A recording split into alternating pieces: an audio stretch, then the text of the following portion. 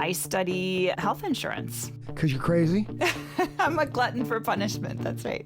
That's our kind of crazy.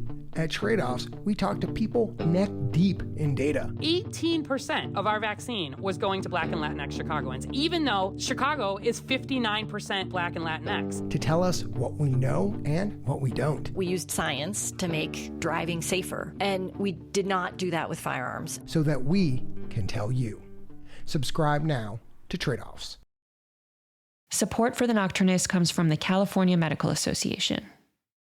At the Nocturnists, we are careful to ensure that all stories comply with healthcare privacy laws. Details may have been changed to ensure patient confidentiality. All views expressed are those of the person speaking and not their employer.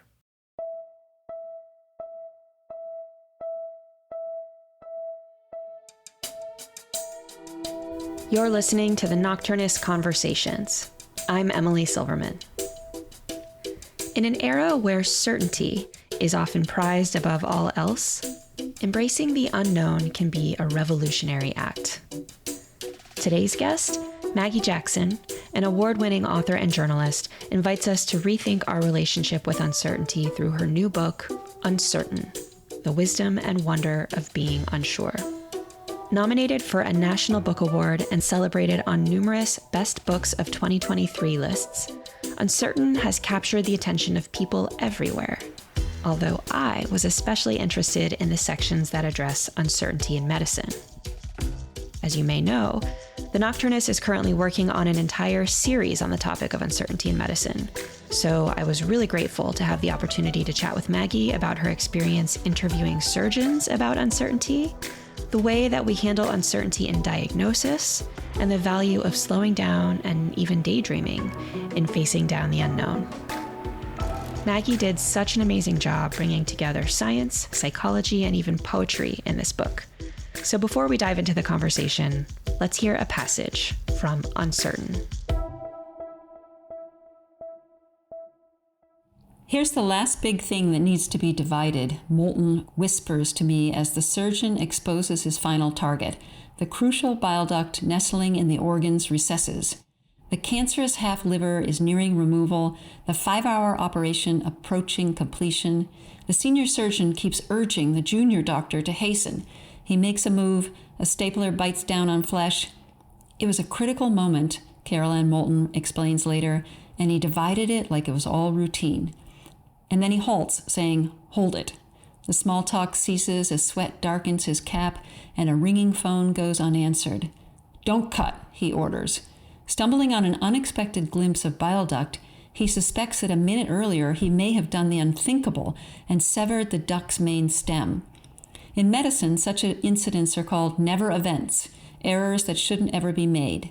Has he ridden blindly into danger, mistaking the irreplaceable for the expendable? This time, it was just a frighteningly close call. Failing to clean off enough of the surrounding tissue, he was working a few millimeters off target and sliced through an innocuous blood vessel, mistaking it for his true mark. "That wasn't the bile duct, that thing before," he murmurs, swiftly recovering his pace. "This is the bile duct. Actually, yeah, the mistake we made was we were too far into the right side." Over a lunch of chowder and chili in the cafeteria, he and Moulton unsparingly probe the incident. "I clearly cleaned off the wrong structure," he admits. "That could have been a landmine," she accuses. "You didn't check it." "I didn't feel comfortable. I have to admit that," he says. He had barreled into the crux of the operation, assuming success was a given. He had clung to his certainty, the badge of the old-school expert. Shifting uneasily in the lunchroom, he admits a sense of shame while repeatedly defending his commitment to the fluency he believes is his due. "You take pride in being quick," she says. "Yes, a lot of people do, I think." She looks down, pensive. "That's the system we make," she says.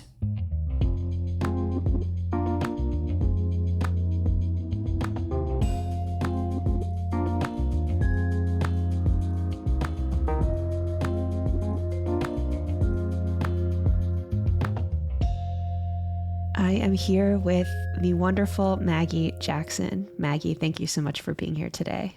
It's wonderful to be here. Thank you. So Maggie, as you know, we here at the Nocturnists are doing a series on the topic of uncertainty in medicine. So I was thrilled when I received your book in the mail, Uncertain: The Wisdom and Wonder of Being Unsure. Uncertainty, I have found, is such a broad topic and such a broad concept. There are many definitions for what uncertainty is, but where have you landed? If you were pressed, how would you define what is uncertainty? There's a lot of debate, but generally people think that there are now two main kinds of uncertainty. There's, first of all, aleatory uncertainty. That's the uncertainty, or kind of a shorthand for the unknown or what humans can't know. So we gain a toehold on likelihood of, the storm landing at 9 a.m. or something happening through probabilistic modeling, etc. But aleatory uncertainty is what we can't know. We really don't quite know. And then there's epistemic uncertainty, which is our uncertainty, psychological uncertainty. And that's a topic that, believe it or not, is actually gaining new attention for almost the first time. It's been sort of the poor cousin to modeling and probability reasoning. Our uncertainty is really, in a nutshell, our human response to the unknown, and it's the recognition that we've reached the limits of our knowledge. You did an incredible amount of research for this book, traveling and talking to all sorts of different people about uncertainty. Something I've been thinking about is, what does uncertainty feel like? Or maybe the flip side is, what does certainty feel like? You talk about one study where these metaphors are used for uncertainty, like darkness and lostness and fuzziness, but also realms that beckon, so wandering, exploration, wilderness. I'm wondering if you talked to people much about this and how you think about the way that uncertainty feels in the body. Yeah, I think that's interesting. And actually, as I've traveled around talking to people about this book, sometimes I ask people what's the one word they come up with when they think about uncertainty. And really, it's honestly in and around angst. Very few people come up with positive ideas about uncertainty, but when we begin to think about it, as you indicated in these studies of metaphors associated with uncertainty, there is a sort of a tension involved. It's highly related physically and psychologically to curiosity or to wonder, and yet at the same time, it's also an uncomfortable, challenging feeling. And in fact, it's challenging even when we're curious, which is really interesting. So as far as how it feels in the body, that discomfort is really important, because although we want to retreat from uncertainty or eradicate it quickly, because we as humans or organisms were evolved to need and want answers, bottom line, you don't want to remain in indecision or irresolution. But at the same time, new studies now show that uncomfortable nature, the unease of nature, is actually beneficial because it emerges from a stress response. The stress involved with meeting something new, ambiguous, unexpected, our body and brain kind of spring into action. And so your heart might race or your cortisol levels rise, but then at the same time, and this is where the new science comes in, actually your brain with uncertainty becomes more receptive to new data, your working memory is bolstered, and your attention is sharpened. In fact, one really fascinating recent study interviewed doctors after they finished clinical shifts and found that the times when they were uncertain, when they're meeting something new, were associated with heightened attention, as the neural studies show, and also with more deliberate, intentional looking forward to muster resources. So all of what I'm talking about is related to what scientists call arousal, and I call wakefulness. Uncertainty is actually the moment when the brain is telling itself there's something to be learned here, as the neuroscientist Joseph Cable told me. It's really a gateway moment. It's a signal that the time for autopilot is ended, and now it's important to update your understanding of the world. And so you are in between. You are uncomfortably in the liminal, but that's an invitation, not a moment when we should retreat. I found the neuroscience behind this to be so fascinating. you were writing about how the brain is a predictive machine and how sometimes we suffer these minor hallucinations like the phantom buzz of a phone or the imagined smell of smoke, which are simply times when expectation triumphs over the senses. And I was thinking about all those times that I've been in the shower and I've thought I heard the phone ring, or I thought I've heard my baby crying, and how the brain is always trying to anticipate what's coming next. And then when there's something unexpected, and you use an example in the book, you use the phrase, a very happy war. And the word war comes very unexpected because you don't traditionally associate that with the word happy.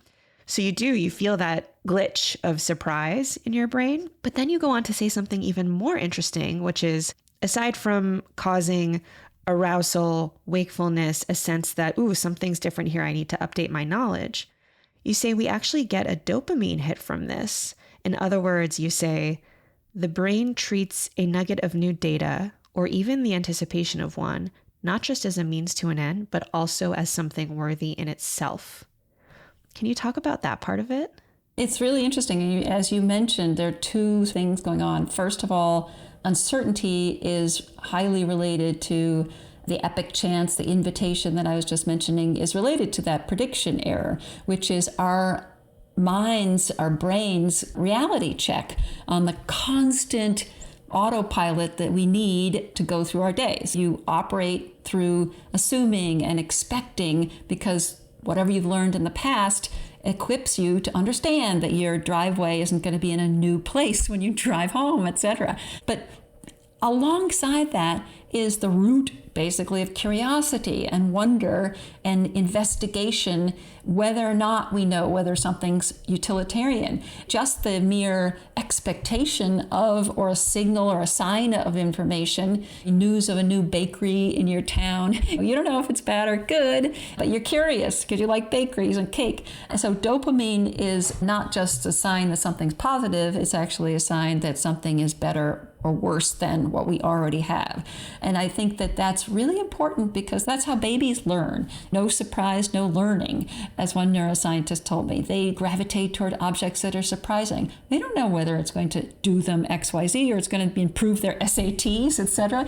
We're so outcome oriented in this world. You worry about what your score will be or what the boss will say or whether you'll get that bonus. But really, it's important to listen to the willingness within us to investigate for its own sake, because then we become more open to the world. And this is one reason why outcome orientation actually impedes our ability to pick up on uncertainty and to pick up on the invitation to learn. In other words, outcome orientation, what people call reward-based distraction, actually stokes the fearfulness, which is getting in the way of our openness, our wakefulness.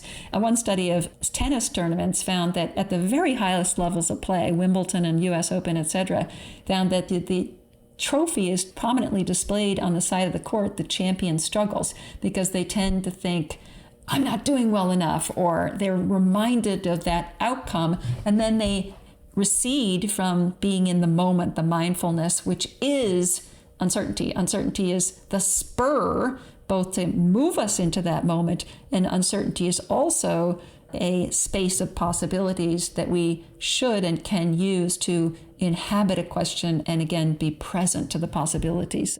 As part of your research, you spent a bit of time with surgeons, as we heard in your opening reading. I love the Emily Dickinson quote that you included in that chapter where you say, surgeons must be very careful when they take the knife underneath their fine incisions stirs the culprit, life.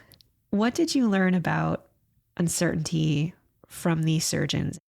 Well, I wanted to meet with and spend time with surgeons because they're, in essence, sort of a stand-in for all of us. Expertise in our culture is seen as knowing just what to do.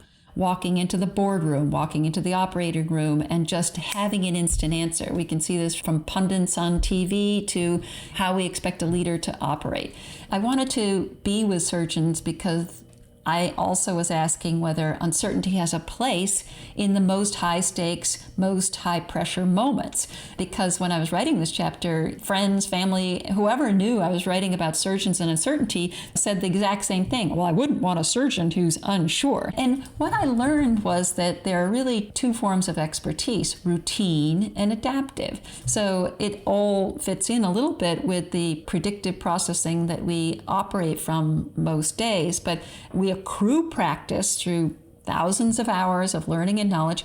And in doing so, we create mental models and heuristic shortcuts so that at a cue, at a signal, the doctor hears chest pains and thinks heart attack, likelihood, etc. It's a very important stage of expertise. But at the same time, many people easily, I think all of us do, fall into a kind of complacency when we reach a certain level of prowess, when we do know what to do. And that tends to lead to something called carryover mode. That means applying the same old problems even after you do meet something new and complex, not listening to the signal of uncertainty. I can see this in reporting, the reporter who's really, really good and just, has seen it all and falls into that routine expertise. But in contrast, adaptive experts inhabit the question. They, on average, spend more time diagnosing a new complex problem than even novices do. So the adaptive expert wades in and looks at more options on average and then tests and evaluates those options. And I'm talking about just a few minutes of time. This is not hours-long process. But to be an adaptive expert, you have to do two things. One is to be curious and skeptical, even in routine, to expect the unpredictable at all times and not wish and hope for familiarity all the time and hope it's easy and etc. And then secondly, over the course of their careers, they take on harder cases. They tend to work at the edge of their knowledge. So you can kind of see the picture I'm painting or portraying of the adaptive expert as someone who has an approach to a life that accommodates and harnesses uncertainty at all times. I talk about it as having your knowledge lightly held, not being entrenched in what you know,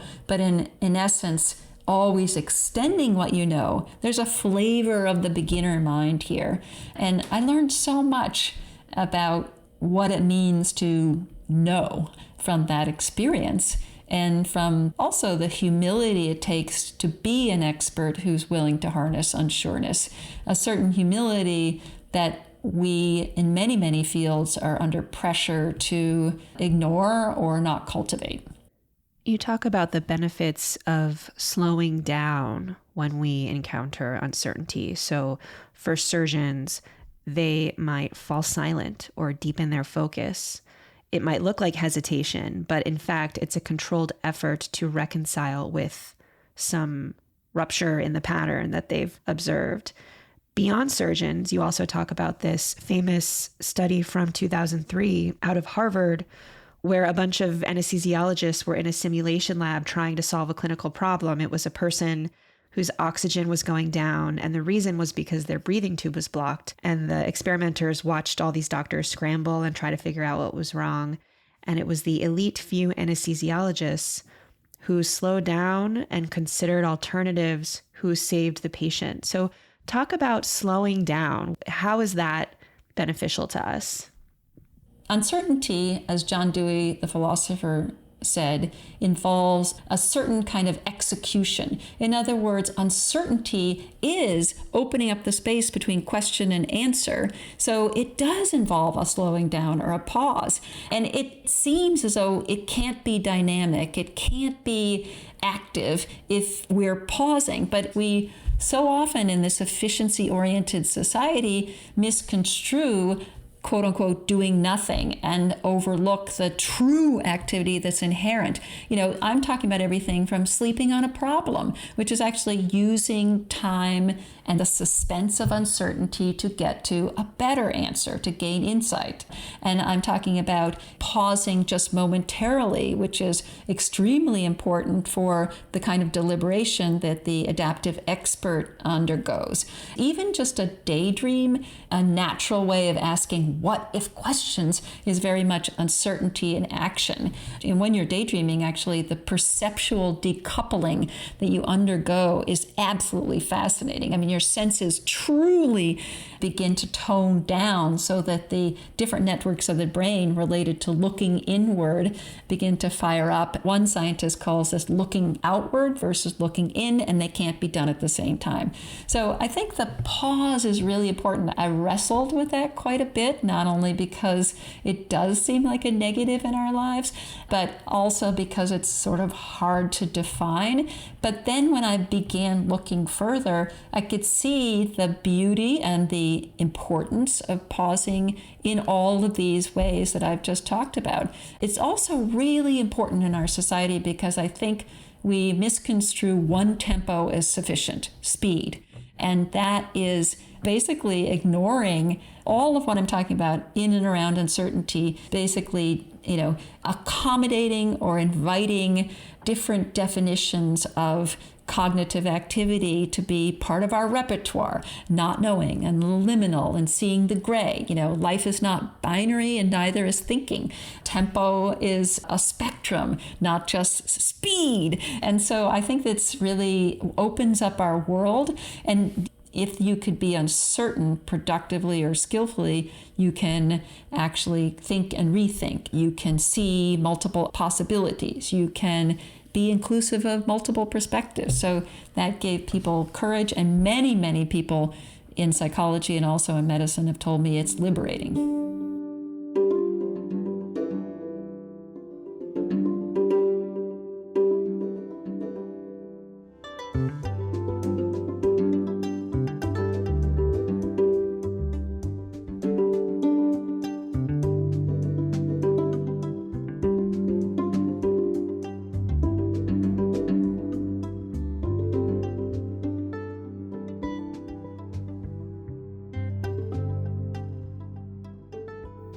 I loved reading about this family medicine residency program at Central Maine Medical Center. The leaders there noticed that the students were being attracted toward more acute care specialties.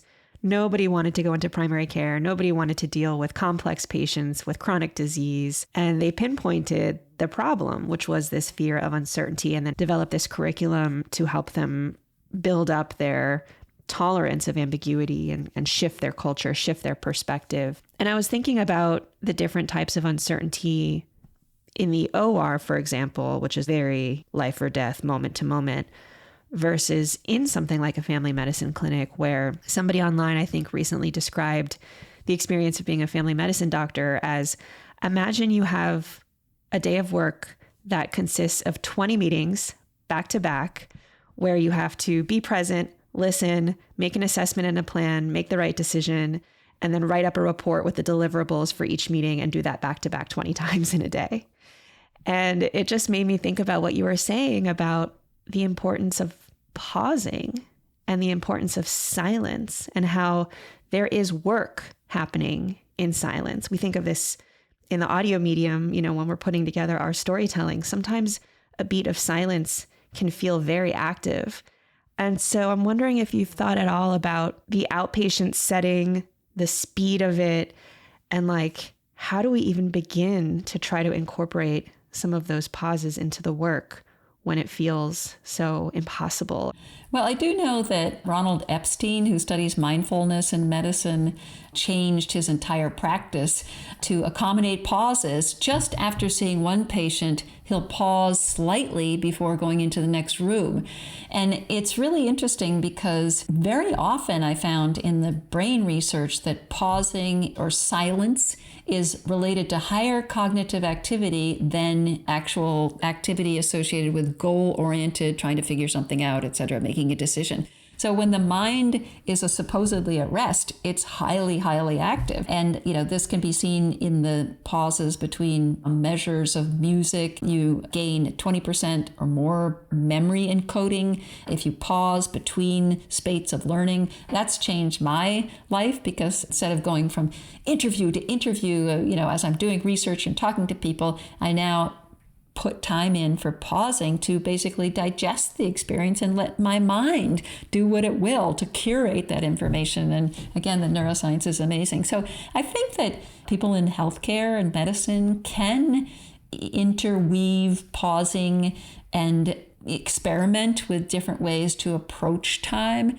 I know that one study by the same surgeon who was my guide in Toronto, the one who studies surgical judgment and is quite renowned, Carolyn Moulton, did an early study about spacing out learning. And she found that the surgical students who had learned how to repair a blood vessel over the course of a month versus in a big one-day cram it all in kind of workshop came out far, far better at that important skill. And there was struggle within the spaced learning versus massed. Massed learning seems easier, like cramming, get it all done, tick off the box. But at the same time, these tempos and seasons of actually forgetting a little and then struggling to get back into the knowledge, and also sleeping on a problem and coming up with insight. I mean, all of these are scientifically proven outcomes from pausing. Again, it feels uncomfortable, but it's actually in the long run a way to create deeper meaning. The bottom line is that we can adopt some of these strategies in very small slices. You mentioned that any given person's ability, willingness to tolerate uncertainty may depend on different factors. It may depend on their personality. It may depend on time, place, context. What have you learned about who is good at uncertainty? Who is not so good at uncertainty? What types of personality traits should we be looking at? I know there's a couple even measurement tools like quizzes you can take to quiz yourself and kind of locate yourself on that spectrum. But talk a bit about that. The kind of discovery of tolerance of uncertainty as a personality trait occurred in about 1949. A psychologist at Berkeley gave people, really they were shown flashcards of an animal that at the beginning was a picture of a cat. And over the course of the flashcards, it became a dog, with these little tweaks to the drawing. And she found that in the mix, there was one group of people who just wouldn't relinquish the idea that this was a cat far into the assessment, when really they should have recognized they just wanted to hang on to the safe harbor of what they first knew. And they were rigid thinkers. They didn't want to escape from what they know into the unknown in this very small microscopic way. She named that group intolerant of uncertainty. And so now there's a tremendous amount of research about this personality trait and how being intolerant of uncertainty shapes almost everything we do. The people who are intolerant of uncertainty, as I mentioned, who see it as a threat, actually are much more higher risk for anxiety, which is seen as a fear of the unknown, but also for most other mental disorders. And so it's seen now as a lever for treating, and there are new interventions, gold standard randomized controlled trials that show that by just targeting focus of persons' intolerance of uncertainty, they can actually lower worry and depression and anxiety to levels in the normal population. So this notion of being intolerant, it basically means that people are more prone to rigid thinking, more prone to binary thinking. It affects how they argue, it affects how they see others, whereas tolerance of uncertainty is associated with curiosity, flexibility, with really being with another kind of personality dimension called open to experience. One little other, just to drill into the psychology for just a sec more, it's really amazing that when you look at the curious personality, people who are curious, the difference between being a little bit wondering and then being actively curious, being more prone to express dissent, being more prone to explore the world, being really an adventurer versus just merely curious, is an ability to contend with uncertainty, to tolerate the stress of uncertainty. So this uncomfort, this awkwardness with being on the edge of what you know is also really important for curiosity. And it's not a picnic, it's not a bowl of cherries, but people who are curious and act on it really go forth despite that awkwardness. But as the interventions show, we can raise the dial. We can be more uncertain. And I, for instance, took up open water 4-season swimming in the Atlantic Ocean or Rhode Island during the pandemic. First of all, I'm not warm-blooded. I don't really like surf, and I'm really a cautious person, but I found I loved it. And long story short, I really think a great deal of that has to do with this daily dose of uncertainty. It spills over into the rest of your life. That's another way in which people in healthcare, I think, can strengthen themselves in and around uncertainty to take on new things in small ways, delegate more at work or try something new in your life, etc. It really actually spills over into contending with difficult situations. I love this story about taking up swimming in the ocean as an unexpected pandemic hobby and how that daily dose of uncertainty spilled into the rest of your life. This was a social activity because people gathered to do this. It became a global phenomenon in this sort of outdoor swimming. It's exercise. It's gloriously sensory. The swimming at dawn is just downright beautiful. But I couldn't figure out why it was joyful to the point of exhilaration. And it did take me a very long time to recognize that in doing so, I'm constantly on the edge because you can have the app that tells you the surf height, and when you get there, it's not really accurate. Or you can be in the water and the conditions when you're looking at the beach are different 20 minutes later when you're midway through. So I remember once we were in our wetsuits, or maybe in the fall, and we were going in later than anybody else and standing on the beach, and one gentleman walked up to us and said, "Doesn't it make you feel alive?" And he wasn't dressed for swimming, but he knew that he put in a nutshell. And I found that this ability to contend spills over in the rest of my life in so many ways. Just one of the main takeaways I've had from becoming more adept or I don't like to say comfortable because that's not the point. It's not easy street, but just becoming more adept and open to uncertainty is that when people are having trouble in life, a friend, a daughter, I don't know, a work colleague, it's so tempting and I think so kind of revered in our society to rush in, even if they're grieving with a loss of someone, to rush in and fix it. You'll feel better tomorrow, or here's what you can do, or you should try to do this. And I used to be very much of that ilk. And now I find that their uncertainty is a place to be in together. I find that if I have a daughter who's upset, I now try to inhabit the question with her, which allows us to explore different possibilities instead of rushing to say, fix it. I find that is one of the most enriching experiences that I've taken away from uncertainty. For people maybe who have adopted more of a rigid form of thinking, binary form of thinking, maybe that's inherent to their personality, or maybe that's been imposed upon them by chronic stress or information overwhelm or whatever situation that they're in. How can we move the dial? Is it the kind of thing where even seasoned doctors who have been in these patterns for years can work on themselves in this way? Should we take up swimming? Should we enter into some kind of curriculum? Or what are some ways that we can improve uncertainty tolerance in the profession? I would predict that we are coming to the day when both in clinical psychology fields and also in medicine that practitioners will be routinely, if not have a mandatory introductory, a core curriculum course that involves teaching tolerance of uncertainty. I think the state of the field is rapidly understanding scientifically how this can be done. We don't have the answers yet, but there are many, many ways in which people individually can explore contending with uncertainty differently and in a more healthy way. It starts with a change in mindset. It really does start with an understanding that uncertainty is not a disaster. If you don't know, it doesn't necessarily mean you're weak. That's a really important part of it.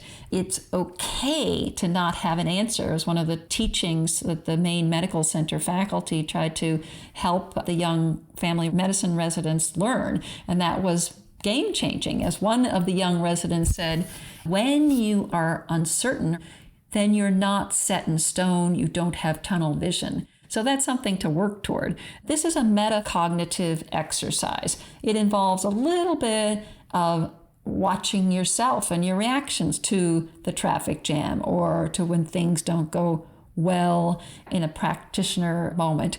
The second thing we can do is we can expect change. Now that seems so silly and so obvious, and particularly now when we're, often very threatened by the many rising rapid speed changes we inhabit now. But that's the moment when we want to retreat into heuristic solutions or just wishes and hopes, assumptions that things won't change. When you walk into the Monday morning meeting and you expect more of the same blah, blah, blah, then you're more likely to miss out on the signal of uncertainty and the nuances in the room. So it's very, very important to constantly expect that things will change. I see this constantly in the way people understand one another, that if I see a friend and I expect them to be the same, whereas maybe if I haven't seen them in a year, they're actually going to be kind of a different person. So I should be open to that and a little bit more observant.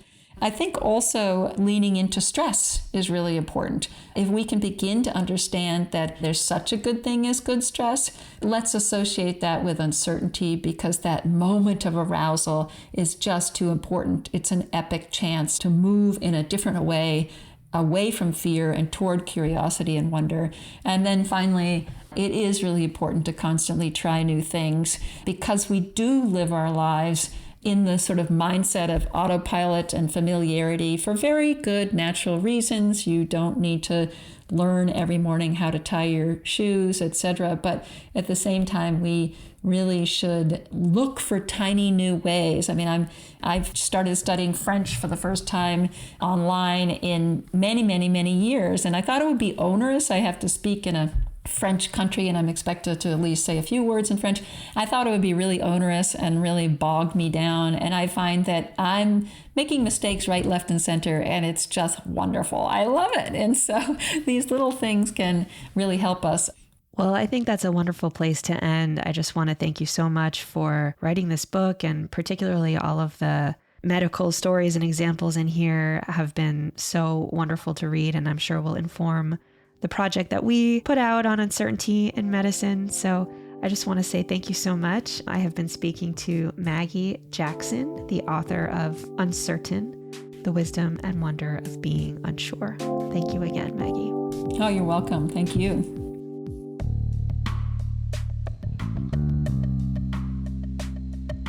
This episode of The Nocturnist was produced by me and Sam Osborne.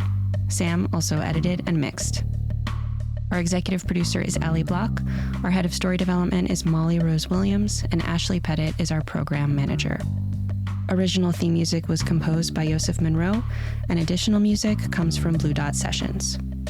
The Nocturnist is made possible by the California Medical Association, a physician-led organization that works tirelessly to make sure that the doctor-patient relationship remains at the center of medicine. To learn more about the CMA, visit cmadocs.org.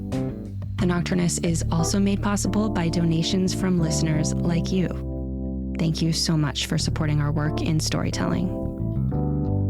If you enjoyed this episode, please like, share, subscribe, and help others find us by giving us a rating and review in your favorite podcast app. To contribute your voice to an upcoming project, or to make a donation, visit our website at thenocturnist.com. I'm your host, Emily Silverman.